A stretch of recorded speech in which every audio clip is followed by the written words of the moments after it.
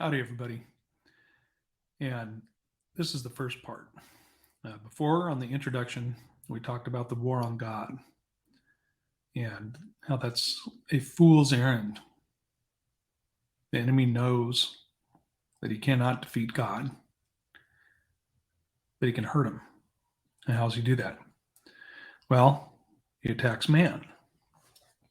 And by man, I do mean the male of the species. As I mentioned before, I'm not going to focus on from the Garden of Eden forward. I'm going to focus on modern times. So, how did this get started in modern times? Very simply, right? Men used to be farmers, construction workers, steel workers, miners, manufacturers. They also used to be secretaries, administrators, stenographers, court reporters, all of that. Those were all exclusively fields for men, unless it was a family owned business. Educators.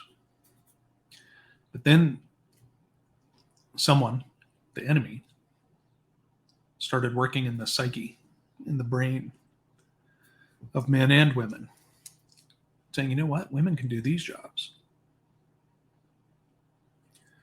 So, what do we have? Well, some places we have a near complete takeover, a transition from what was a male workplace to now being a female, a woman dominated workplace.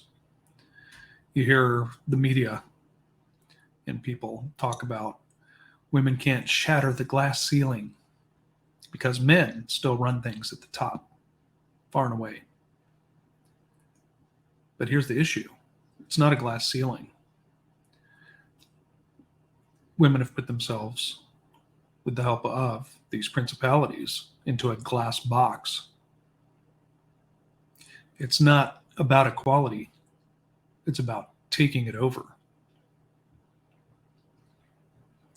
You can be a man with the best administrative and organizational skills at any level, but you can't get your foot in the door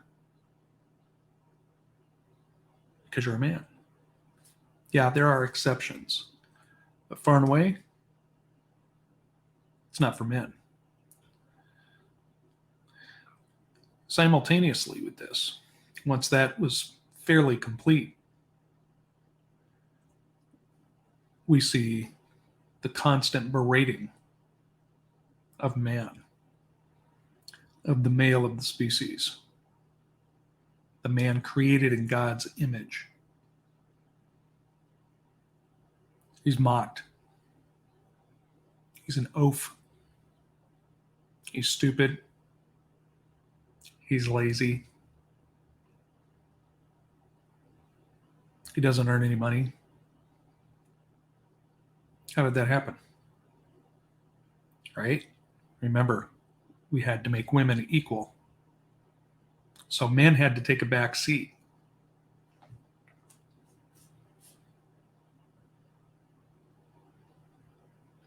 And then,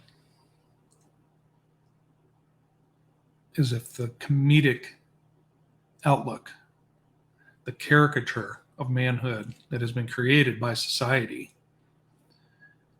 wasn't bad enough. As if that wasn't bad enough,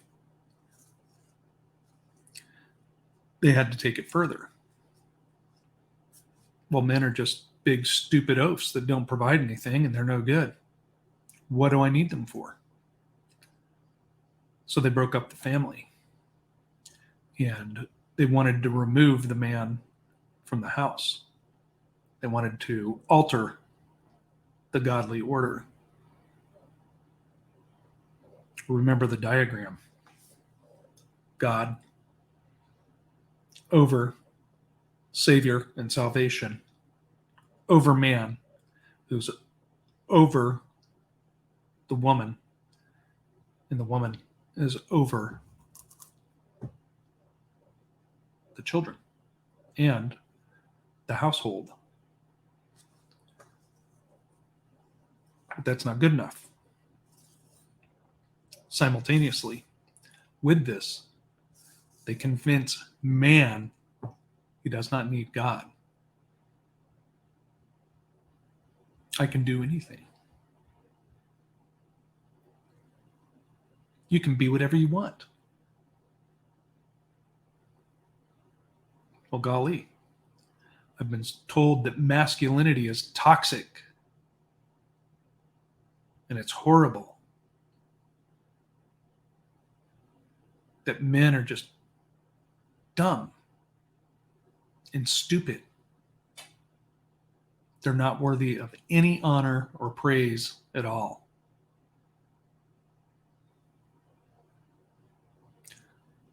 So what is a young boy supposed to think growing up in this? When he has society, maybe even members of his own family,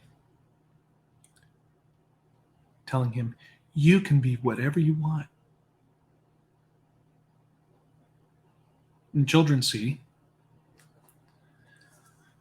Most children are pretty smart, though. But it's once men get into that difficult stage of transitioning from boyhood to manhood, that's when it really hits. I don't want to be a piece of garbage. I want to be something that's honored. We'll talk about that more later. Just keep this in your mind. Next up, we're going to talk about the attack on women. I love you all.